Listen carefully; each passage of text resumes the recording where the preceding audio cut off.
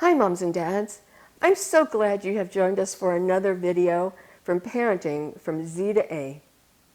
Today's focus is on setting realistic expectations. Now, setting realistic expectations is an important part of discipline. It is also an extremely important part of helping your child develop self-confidence and positive self-esteem. Setting realistic expectations also presents a double-edged sword.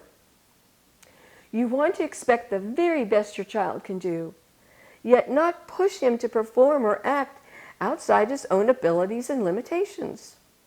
Finding the balance is the key. Setting those realistic expectations involves taking into consideration many things such as the age, personality, temperament, strengths, and weaknesses of your kids. Obviously, the age of your child determines what can be expected. You expect much more responsibility, for instance, from your older children. There are two pitfalls that parents sometimes fall into in regard to age. Either their expectations are too high or too low. Unrealistically high expectations sometimes occurs when there are younger children to contend with. Suddenly, your 6-year-old is expected to be older than his age because of the demands of, say, a newborn, for example. This can create great frustration for the older child. On the other hand, I have seen lower expectations placed on children, such as the youngest of the family, who may be held back from developing independence in an effort for parents to hold on to their baby. In the case of discipline, for instance, knowing that your child is a C student may have a hard time following more than one verbal instruction at a time, becomes overwhelmed if a task has too many steps, or has poor organizational skills, are all weaknesses to take into consideration when setting realistic expectations. I don't care what her grade is, as long as she tries her best. Some parents actually mean this and act accordingly. Others try to blame the child for not studying enough, not really trying, or not caring about her grades. Sometimes they are right. However, oftentimes they do not want to accept their child's limitations. Do we all want our children to try their best? Of course. Can all children get A's? No. Knowing your child's capabilities will help you develop realistic expectations and reward rather than discipline for reaching her level of ability. Realistic expectations should include temperament, if you want to stay connected to your child, and recognize and respect the individual he is.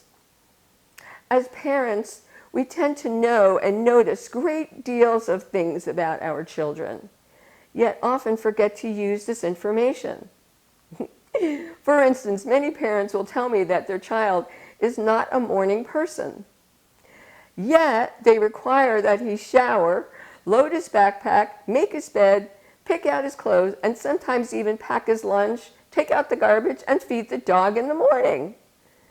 These parents tend to report a lack of cooperation, a need to make a mad dash out the door, a tendency for the child to dilly-dally, and an overall miserable morning. Again, these are the same parents who report that their child is not a morning person. So let me be clear. This does not mean that these responsibilities do not need to be done or are not realistic expectations. It simply means that taking temperament into account indicates that the above demands are too much to expect of a child who is not a morning person. For these children, many of the responsibilities expected could be more successfully accomplished if scheduled for the evening before the next school day.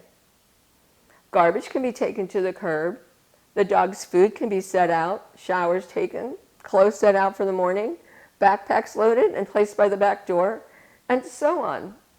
So the realistic expectations are still being met, but in a way that will provide a more successful and less stressful outcome. Being clear about your expectations is also important. Go clean your room can mean different things to different children. The task may be more readily accomplished if instructions were more specific. Go make your bed, put your toys in their bins, pick up all the dirty clothes, and put them in the hamper. Makes expectations real clear.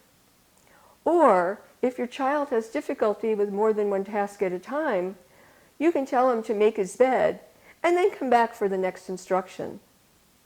If you know your child to be disorganized, expecting a spotless room, an uncluttered backpack, or clothes neatly folded and put in their assigned drawers can be unrealistic.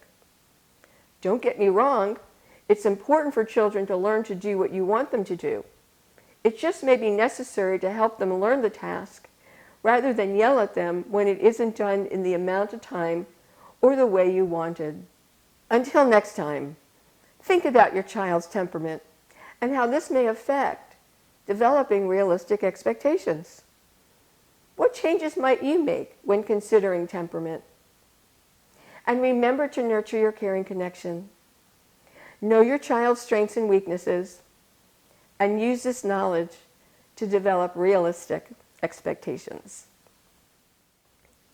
Thank you so much for watching this video. Leave me your thoughts in the comment section below. If you enjoyed it or learned something new, please hit the like button and share with a friend. It really helps out the channel. For more videos and tips for parenting toddlers, teens, and in-betweens, be sure to check out our other content and consider becoming a subscriber and ring that bell if you'd like to be notified of our videos. For affirmations, announcements, and conversations to have with your kids, follow me on Twitter at ParentingZ2A. And if you'd like to join a community of supportive parents looking to be their best just like you, come and join our Facebook community. Link in the description below. I'm Dr. Vicki. Until next time, enjoy your kids.